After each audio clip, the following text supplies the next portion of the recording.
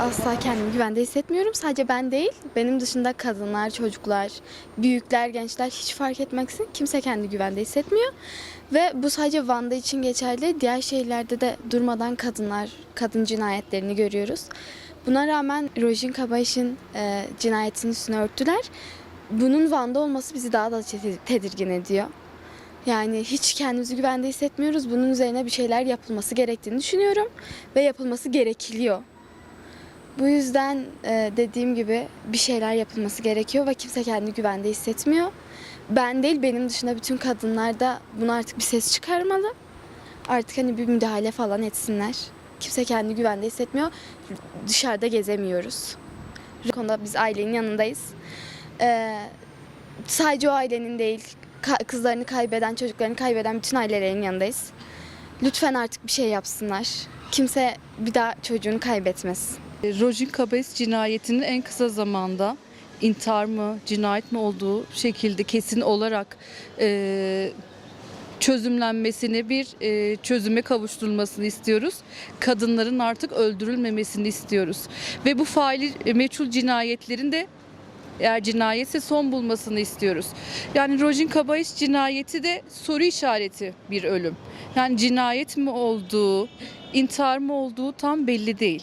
Hani bunun daha açıklayıcı bir otopsi raporu, daha açıklayıcı bir şekilde bize de sunulsa, biz de ona göre önlemlerimizi alsak. Çünkü can güvenliğimiz yok. Türkiye'de her an bir yerden duyuyoruz ki ya eşi tarafından katledilmiş bir kadın ya da 15 yaşında bir kız çocuğu Boğaziçi Üniversitesi'nde sevgilisi katletti. Hani Rojin Kabayış cinayetinin de çözülmesini istiyorum en kısa sürede. Bu cinayetlerin de son bulmasını istiyoruz. Yani bizim yasalarla korunmamız gerekiyor artık. Bu yasaların caydırıcı olması gerekiyor. Ve bu katilin de aramızda elini kolunu sallayarak gezmemesini artık istiyoruz. Yani hiçbirimizin can güvenliği yok. Her an her şey başımıza gelebilir. Çünkü Türkiye'de artık kadın cinayetleri çok arttı son yıllarda.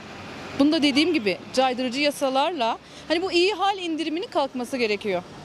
Yani bu katillerin çok iyi bir ceza alması gerekiyor ki diğer insanlar da bu cezaları gördükten sonra yapmasınlar.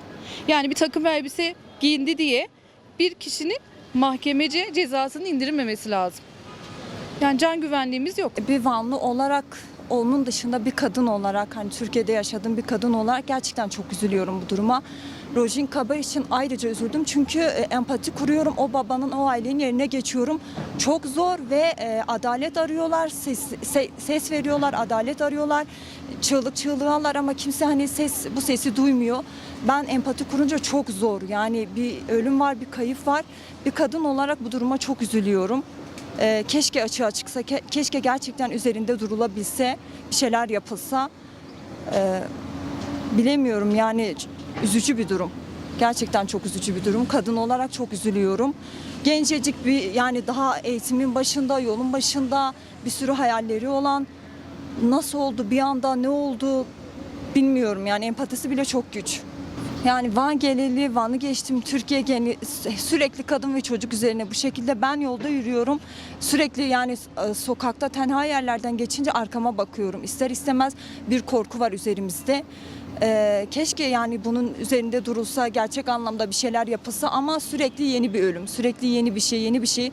Duyup artık sadece kulağımıza tıkıyoruz. Başka bir şey yapamıyoruz gerçekten. Bence ailenin içine su serpilecek bir şey yapılabilir. Bu dosya adına, ailenin acısı adına, yani o seslerine bir çağrı olunmak adına bir şeyler yapılabilir. Ailenin en azından acısı dindirilsin.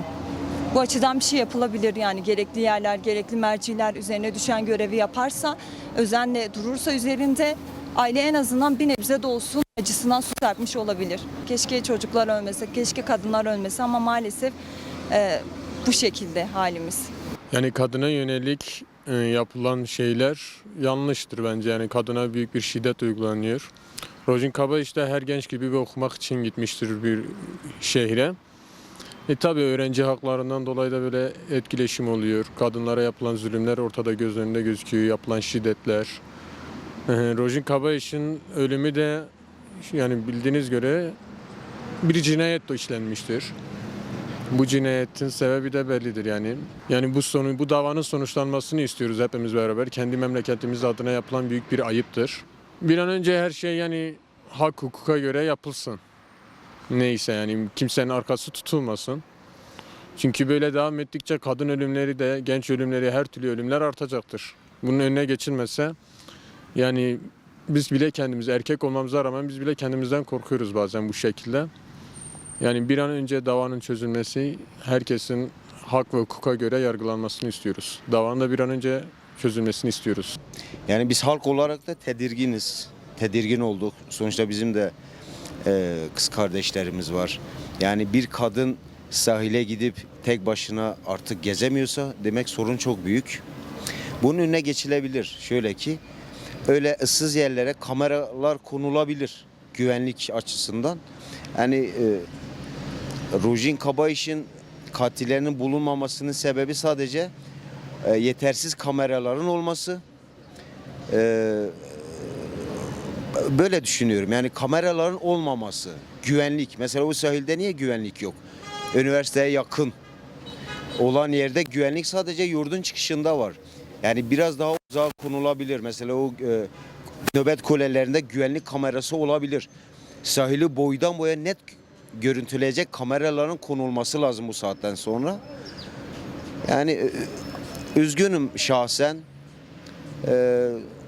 Umarım en yakın zamanda ona bu işkenceyi, bu eziyeti yapan insanlar açığa çıkar. Ailesi de rahat bir nefes alır. Ve konuyu da jin tibiya evci hakiki kapkazid. Az vejim yani tişti ve hasa cihir Kürdistan'ı da nehine kabul keren. Az haskem aydınlatmış bebid. Az haskem دای بابت آنج مقدور نمینن یت مجی یت آنجو هم خوش کت منه هم برات منه و قونیه دا لازمه هر کس دوالی بید بو قسمی جن قسمی خوش کت ما لهشار بن yani erzbana kınanmıştım az kabul nakem. Kanun teviye yani ev kanuna gerek bir de aşkara kiren. Herkese gerekli havati bir konuyu dali hişarbın habit. Herkese gerekli kadı konuyu da araştırmış biket. Ev konuya bir de yani anlatmış kereni yani gerek bir konuyu da herkese duyarlı bir herkese destekten tabi belki kevreki bu konuyu anlatmışken yani kınanmışken bir konuydu.